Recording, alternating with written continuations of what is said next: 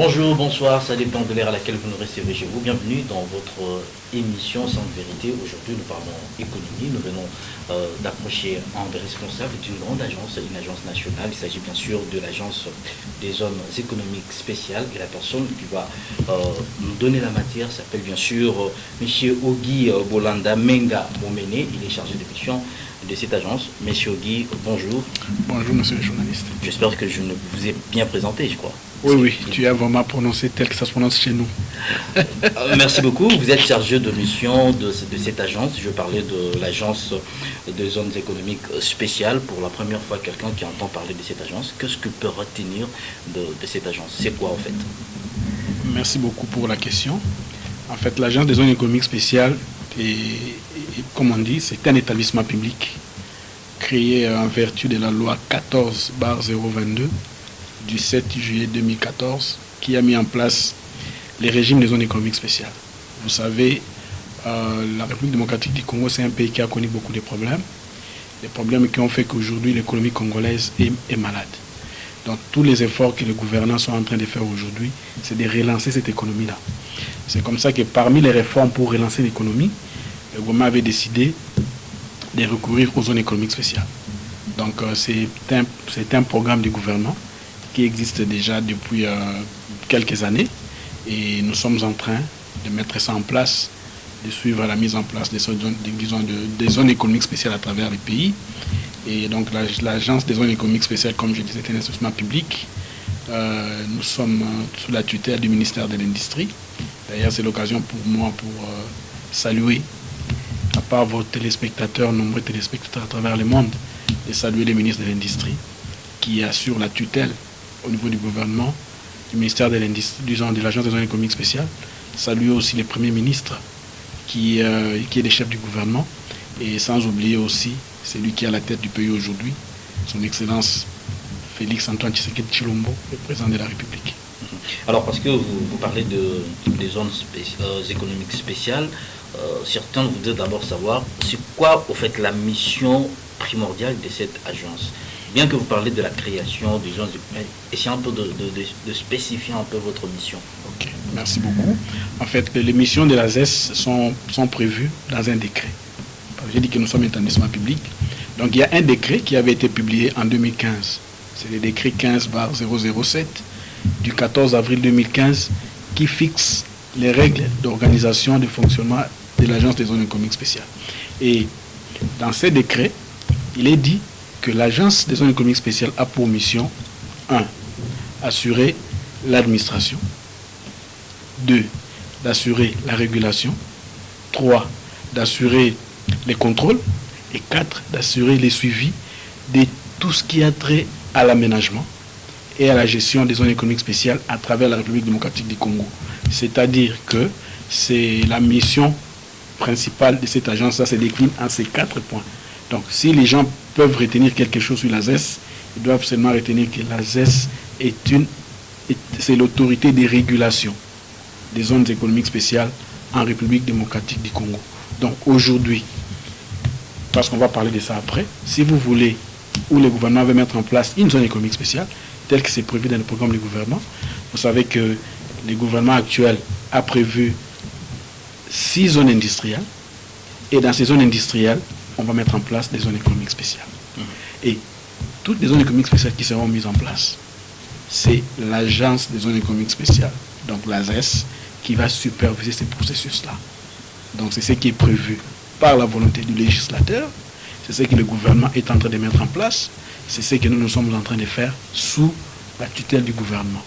Voilà. Parce que vous parlez du futur, c'est-à-dire ces zones seront mises en place, ce qui veut dire pour l'instant, on ne peut pas encore parler de zones économiques spéciales en RDC, il n'y en a pas pour l'instant.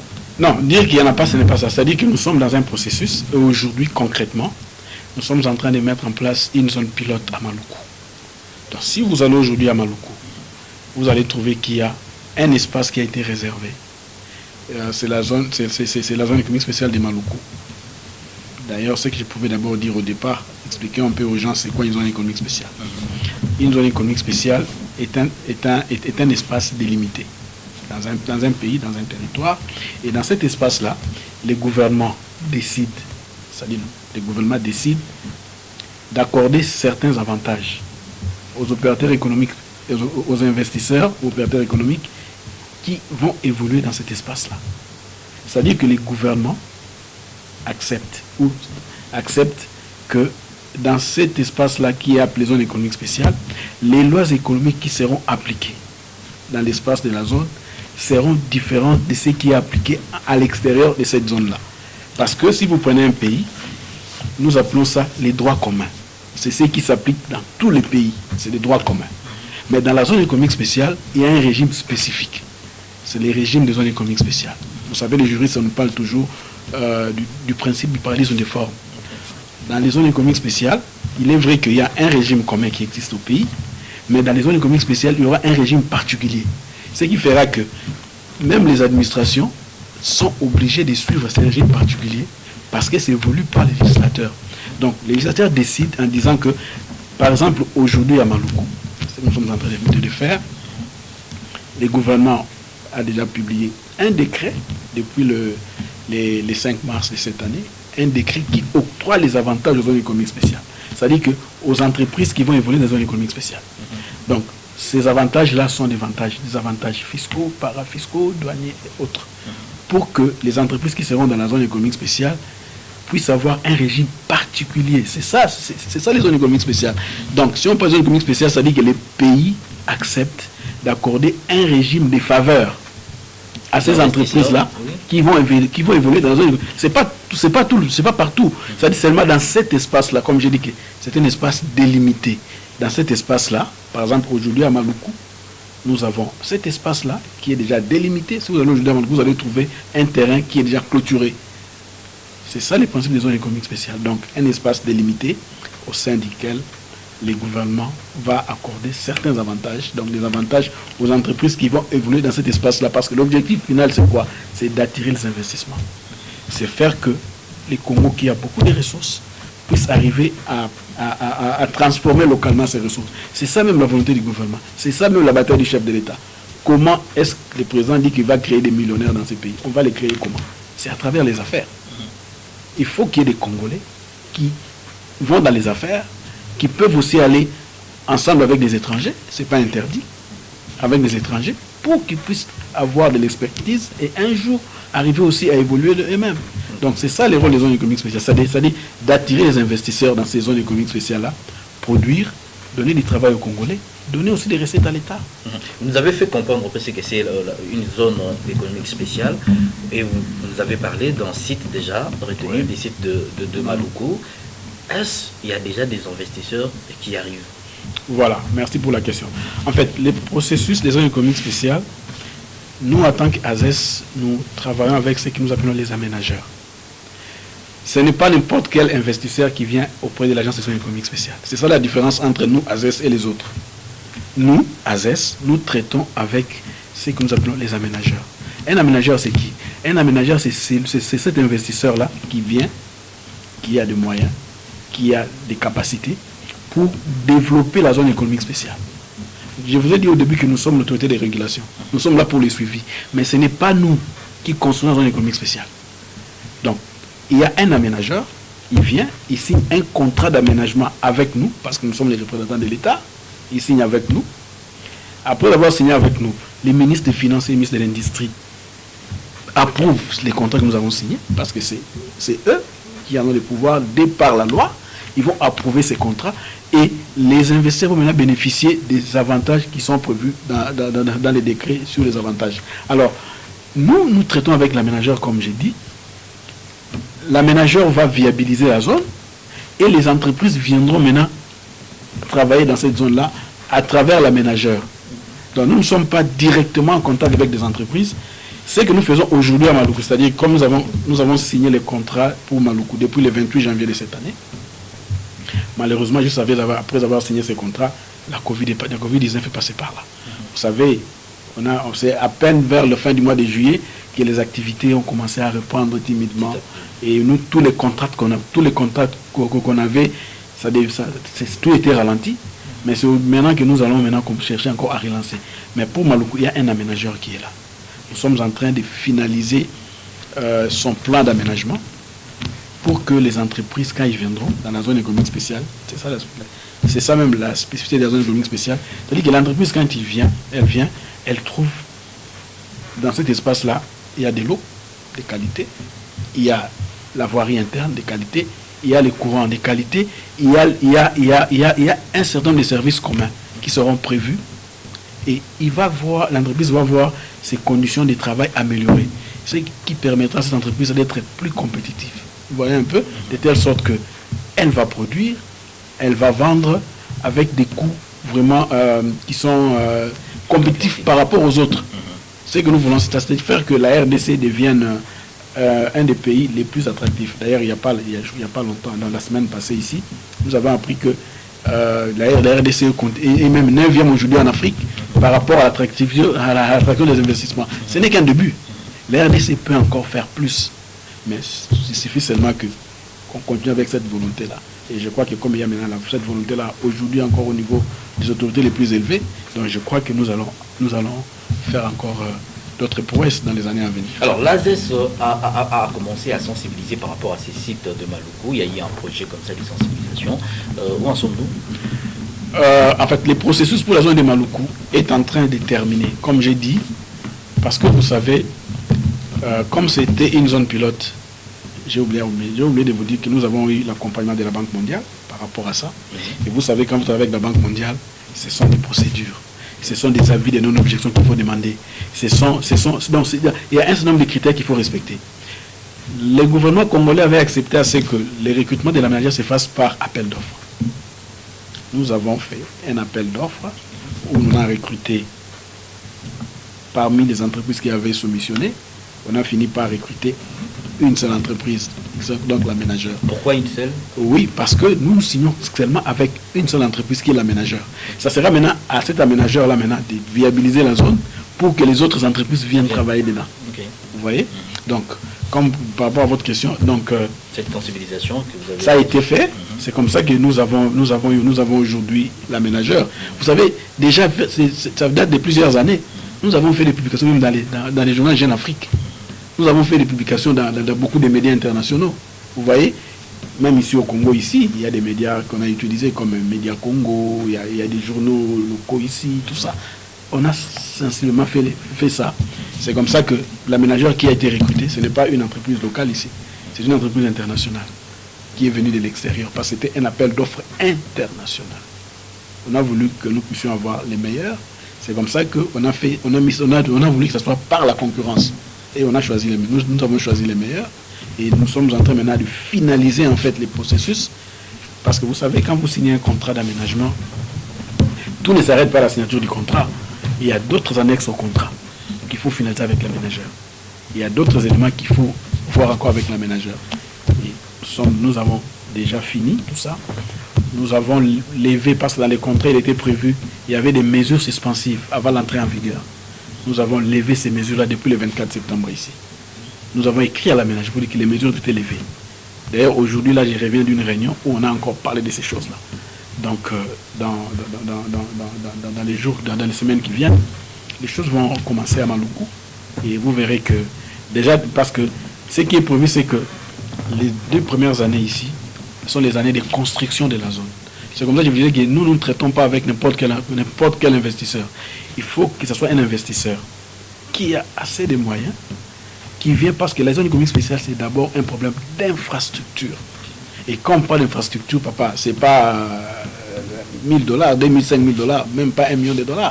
Donc c'est une affaire de beaucoup de millions de dollars. Donc ce sont des gens qui ont assez de moyens, qui ont de l'expertise, parce que j'ai dit que c'est une affaire d'infrastructure. La zone économique spéciale, il y a des routes. J'ai une question d'un téléspectateur qui a suivi, qui a parlé des infrastructures. Oui. Lui a dit pourquoi l'agence ou le gouvernement n'a pas associé les provinces. Parce que, par exemple, vous avez un site, mais pour y arriver, il faudrait qu'il y ait aussi des infrastructures routières, par exemple. Pourquoi aux alentours de la zone économique spéciale, il faudrait nécessairement qu'il y ait aussi des infrastructures. Voilà pourquoi lui souhaitait que le gouvernement, nos gouvernements provinciaux puissent aussi travailler dans ce sens-là pour booster un peu l'économie et les infrastructures. Vous avez raison, parce que, vous savez, il y a des critères pour implanter une zone économique spéciale, il y a plusieurs critères. Parmi les critères de base, il y a des critères de sélection des sites. On n'implante pas une ZES n'importe où. La ZES, pour qu'elle soit performante, il faut qu'il y ait la multimodalité. C'est-à-dire qu'il faut qu'il soit accessible facilement par la route, par l'eau, par l'air. C'est d'ailleurs la raison pour laquelle, vous voyez, nous avons mis la ZES de Kinshasa à Maluku. Pourquoi? Parce que Maluku, tu peux atteindre ça facilement par la route. Tu peux atteindre Maluku par les fleuves. À Maluku, un investisseur qui est à Maluku, s'il arrivait qu'il importait des biens, l'aéroport est à pas plus de 30 km. Donc, toutes ces conditions de modalité-là, ce sont les éléments que nous évaluons au niveau de la ZES pour savoir si on peut mettre une zone économique spéciale à tel endroit ou pas à tel autre endroit. Donc, nous tenons compte des infrastructures. Mais les problèmes qu'il y a maintenant avec la RDC, c'est quoi? J'ai dit que la RDC a connu beaucoup de problèmes. Les infrastructures ont été vraiment sont pour le moment délabrées. Donc il faut commencer par reconstruire ces infrastructures-là. Vous voyez, c'est ça qui fait que la tâche devient difficile. Nous avons déjà fait quelques missions en province. Parce que le gouvernement, comme j'ai dit, dans les 6 zones industrielles, ça sera en province. Nous avons été cette année ici, au mois de février. Fin février, nous étions à Lubumbashi, nous étions à Kolwezi. Nous avons échangé avec les 2 gouverneurs des provinces. Parce que vous savez, pour faire les zones économiques spéciales, la première chose c'est quoi? Il faut d'abord avoir un site. S'il n'y a pas de site, il n'y a pas de zone économique spéciale. S'il n'y a pas un cadre législatif, il n'y a pas de zone économique spéciale. S'il n'y a pas une gouvernance de ça, il n'y a pas de zone économique spéciale. Ces 3 choses-là ensemble, donc site, cadre juridique, ainsi que la gouvernance, c'est ça qui concerne la zone économique spéciale. Donc aujourd'hui au Congo, nous sommes en train de remplir ces conditions-là. Nous avons un cadre juridique qui est là, la loi ainsi que ses mesures d'application, les décrets qui ont été pris. Nous avons des sites, par exemple pour Kinshasa, nous avons les sites de Maluku. À Lubumbashi, nous avons déjà des gouvernements de province, des gouvernements provinciaux à disponibiliser déjà plus de 14 500 hectares à Lubumbashi.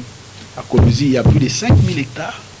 Mais je vous dis, c'est la Covid ici qui est venue chambouler les choses. Peut-être qu'on serait déjà très bien, parce qu'il y avait même déjà des investisseurs qui étaient déjà venus avec nous. Nous sommes allés avec eux à Lubumbashi et à Kolwezi. Et il y a une gouvernance, c'est-à-dire que la loi avait voulu qu'il y ait une agence pour suivre tout ça. C'est ce travail que nous sommes en train de faire. Donc, le problème des infrastructures, c'est un problème qui est réel. Il faut qu'au niveau des provinces, que les gouvernants provinciaux soient conscients de ça. Il faut des infrastructures, même dans les programmes du gouvernement, c'est même prévu dans les différentes provinces, parce que les zones économiques spéciales ne seront pas faites, réalisées n'importe où. Donc il faudra que ce soit des endroits, comme j'ai parlé de la multimodalité, qui seront facilement accessibles. Parce qu'une entreprise, quand elle produit, la finalité c'est quoi? Il faut qu'il y ait un marché quelque part. Il faut que les produits arrivent au marché. Mais quand il y a le cloisonnement des marchés, ça sera difficile que ces produits-là puissent atteindre les consommateurs finaux. Or, l'objectif de l'entreprise, c'est d'arriver à atteindre les consommateurs finaux pour que les consommateurs puissent bénéficier de ces produits. Vous voyez? Et en ce moment-là, maintenant, l'entreprise fait de l'argent. Parce qu'il ne produit pas pour garder, il produit pour vendre. Et quand il vend, le cycle économique est fermé, tout le monde, l'entreprise produit, il vend, les consommateurs, ils consomment, ils achètent, et puis l'État gagne aussi des recettes, ainsi de suite. Et la boucle est bouclée, comme on dit, de telle sorte que tout le monde se retrouve. Justement. Alors, parce que vous avez dit que vous êtes l'autorité de régulation, c'est vous qui régulez un peu ce secteur.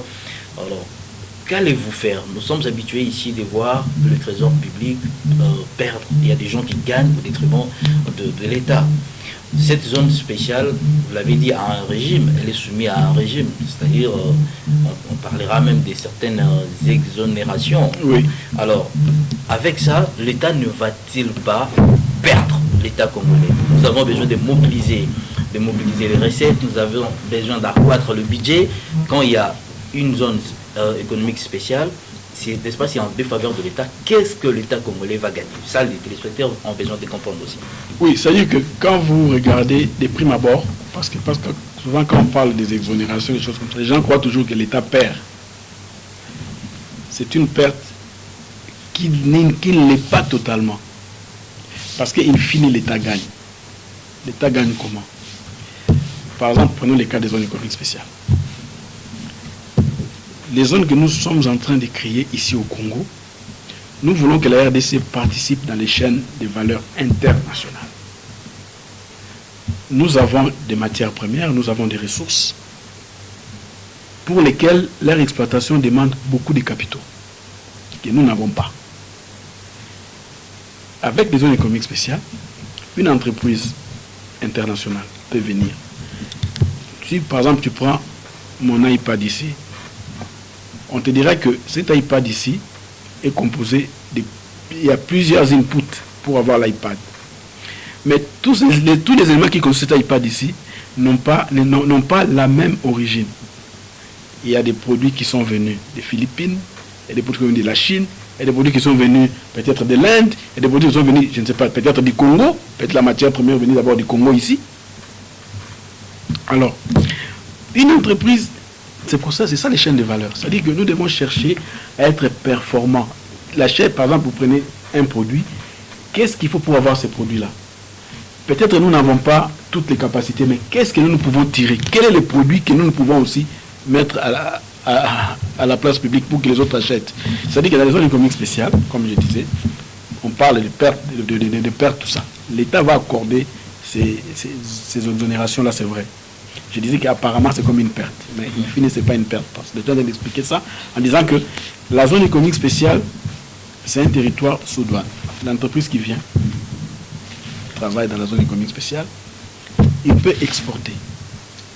Déjà, le fait que cette entreprise-là vient dans la zone économique spéciale, il va utiliser les Congolais. La main-d'œuvre sera main-d'œuvre locale. L'impôt sur les revenus que les gens gagnent n'est pas exonéré. Il y a déjà une partie que l'État va récupérer. Il y a certains services qui seront réalisés dans cette zone économique spéciale. Toutes les entreprises ne sont pas totalement exonérées. Il y a d'autres qui sont exonérés, il y a d'autres services qui ne sont pas exonérés. Il y a une partie de la TVA qui sera payée. Alors,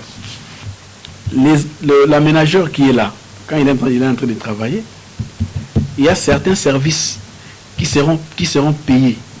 Parce que dans la zone, il y aura un guichet unique. Donc vous dites aussi qu'il y aura création d'emplois. Bien sûr, ce que je dis, c'est ça. C'est-à-dire qu'avec la création d'emplois, l'État va gagner parce que les travailleurs vont continuer à payer leurs impôts normalement. Ils ne sont pas exonérés. Certains services qui seront là-dedans ne seront pas exonérés. Par exemple, une entreprise qui est là, qui vend du carburant dans la zone économique spéciale, il n'est pas concerné. Il n'est pas concerné. Il peut vendre beaucoup de carburant dans la zone économique spéciale, mais il va continuer à payer ses taxes à l'État. Maintenant, ça va se faire dans l'ordre parce que dans la zone, il y aura un guichet unique. Alors, maintenant, cette entreprise-là, supposons qu'il produit de biens qui sont destinés au marché extérieur, qui ne sont pas destinés au Congo. C'est vrai, elle va exporter sans payer des droits. Mais les devises là qui vont venir là, ce sont des devises qui seront rapatriées ici au Congo, non? L'État congolais va toujours gagner, n'est-ce pas? Ça va encore renforcer la réserve. Alors, les entreprises qui sont situées, parce que j'ai dit que la ZES, c'est un territoire sous douane. C'est comme si on a étudié tout ça, quand on était encore à l'école secondaire, on a étudié l'inclusion. Vous voyez, quand vous parlez de mathématiques, vous parlez de l'inclusion, vous avez un ensemble, un sous-ensemble. Donc, le Congo, c'est comme un ensemble, la ZES, c'est comme un sous-ensemble. Donc, dans cet ensemble-là qui est le Congo, la ZES est un sous-ensemble. Ça, c'est la RDC, les territoires douaniers de la RDC qui est l'ensemble. La ZES, c'est un territoire douanier, mais qui est un sous-ensemble. Donc, une entreprise de la ZES qui produit, lorsque ces matières-là quittent la zone économique spéciale pour aller dans les territoires douaniers ici, ces matières-là doivent payer les droits. Parce que ce sont des territoires douaniers différents. Ce que les gens ne comprennent pas avec les zones économiques spéciales jusque-là, c'est ça. Ils croient que l'État est en train de perdre sur toute la ligne. Non. Les mécanismes tels qu'elle est faite là, une entreprise qui est dans la zone économique spéciale, quand elle produit pour vendre à l'extérieur de la RDC, donc le reste du monde ici, cette entreprise-là ne paye pas de droits. Mais quand cette entreprise va chercher à mettre les produits ici, il doit payer des droits. Donc la TVA, parce que quand il importe des matières premières, il ne paye pas la TVA, tout ça. Mais quand il va mettre les produits sur le marché local, il va payer. S'il ne paye pas la concurrence, c'est quoi? C'est que les entreprises qui sont ici sur le marché local ici, il y aura comme une concurrence déloyale s'ils produisent les mêmes genres de produits. Donc, à travers ces mécanismes-là, l'État va récupérer son argent. Très bien. Mais les gens qui ne comprennent pas, ils croient que l'État, il donne tout. Qu'est-ce que l'État va... Non, l'État va avoir. Vous savez qu'aujourd'hui, par exemple, la Chine, qui a été parmi les premiers pays à revenir dans les zones économiques spéciales, la Chine aujourd'hui, en tout cas la deuxième puissance du monde. Elle est même en train maintenant de chercher à... Tu vois toute la bataille qu'il y a aujourd'hui entre la Chine et les États-Unis aujourd'hui. Tu vois comment le président américain est en train de se battre. Parce qu'aujourd'hui, si on prend les secteurs de la technologie comme les télécommunications, la Chine est en train de damer des pions. Vous voyez. Parce que dans quelques minutes, vous êtes en train de travailler pour faire de Maluku des autres sites comme Guangzhou. Voilà, c'est-à-dire que donc ça va fonctionner comme des zones franches. Comme les zones franches. Et c'est ça les régimes que nous avons mis en place, qui fera que la RDC va gagner. Une entreprise internationale peut venir travailler ici en RDC, il peut venir travailler dans la zone économique spéciale, mais pas nécessairement des produits qui viennent en RDC. Ils peuvent viser le marché américain. Aujourd'hui, par exemple, la RDC va réintégrer la Goa. Qu'est-ce que nous, on va amener à l'Amérique? Mais une entreprise américaine va dire, comme la RDC est venue dans la Goa, je vais dans la zone économique spéciale. Je produis, les Congolais vont travailler, mais ces produits-là destinés au marché américain. Mais c'est la RDC qui gagne. Ok. Alors, parce qu'on va terminer, alors peut-être qu'il y aura des questions de nos téléspectateurs, nous allons vous faire parvenir. Mais vous nous avez parlé des 10 ans de construction d'abord de la zone. J'ai une question, quelqu'un a demandé pourquoi est-ce que les investisseurs, c'est-à-dire les entreprises, peuvent venir déjà solliciter auprès de l'aménageur? Ça prendra combien de temps dans les contrats que vous avez signés avec l'aménageur? Ça prendra combien de temps pour réellement créer cette zone, par exemple, au site de Maluku? La concession est de 25 ans. Et dans les business plans de l'aménageur, il y a un business plan de 20 ans parce que c'est une concession qui est renouvelable. Il a des avantages pendant 20 ans. Et dans son business plan, ce qui est prévu, c'est que j'ai parlé que les infrastructures. Les infrastructures, on ne les fait pas n'importe comment. Il y a d'abord des études, il y a des choses, tout ça. Les 2 ans de construction, les entreprises congolaises localisées vont venir bénéficier déjà des zones économiques spéciales. Parce que je nous parle de la sous-traitance. Elle est même devenue obligatoire. Okay. Les entreprises congolaises, par exemple, les entreprises de travaux, les entreprises, tout ça, ils seront comme des sous-traitants recrutés par l'aménageur, déjà dans la construction. Okay. La population de Maluku, qui est là dans les alentours, mais quand par exemple on viendra par exemple pour faire des trous, faire des choses comme ça, mais qui vont d'abord avoir du travail. D'abord les petits peuples qui sont à Maluku vont avoir du travail. Okay. Vous voyez? Donc, c'est une affaire qui va profiter à tout le monde. Seulement, il faudra que nous soyons vraiment sérieux dans la mise en place du processus. Malheureusement, jusque-là, il y a beaucoup de gens qui ne comprennent pas. Voilà pourquoi il faut sensibiliser. Oui, voilà. C'est pourquoi je vous remercie, parce que ce n'est pas la première fois que la RTC m'invite. Et je vous remercie beaucoup, parce que ça permet à ce que les gens comprennent. Parce que quand on ne comprend pas, on dit des fois n'importe quoi. Oh, Bate Kimboka. Bate Kimboka. Très bien. C'est ça. Ce ne sont pas des contrats qui profitent aux étrangers. Non, ce n'est pas ça. Tout est suivi par la loi, tout est suivi par les autorités les plus élevées. En 1 minute, vous regardez, ou 30 secondes, vous regardez la caméra, un mot à tous vos compatriotes qui vous suivent, parce que vous êtes l'autorité des régulations dans cette zone économique spéciale, pour leur faire comprendre votre souci, qu'allez-vous dire à tous ces gens qui vous regardent? C'est d'abord au niveau de la population, d'abord au niveau du gouvernement, c'est d'accompagner les zones économiques spéciales. C'est vraiment un projet qui va apporter du bien à la RDC. Et c'est ça la raison pour laquelle le gouvernement avait décidé d'aller dans les zones économiques spéciales. Donc il faut une appropriation totale de ces projets à partir de toutes les autorités, à partir de toute la population, au niveau de toute la population aussi. C'est comme ça que nous disons à la population de soutenir ces projets, parce que la population sera, le bénéficiaire numéro 1 sera la population. Voilà. Voilà, mesdames et messieurs, c'est par ici que prend fin cette mission. Merci de l'avoir suivi. Je pense que le prochain numéro, vous serez nombreux à réagir. Nous avons reçu pour vous M. Ogi Bolanda Menga Momene. Il est chargé de mission de l'Agence des zones économiques spéciales. C'était un réel plaisir d'avoir partagé ces bons moments avec lui. Vous également, vous avez été égayé, pourquoi pas édifié à travers tout ce qu'il nous a apporté. Portez-vous bien et à très bientôt.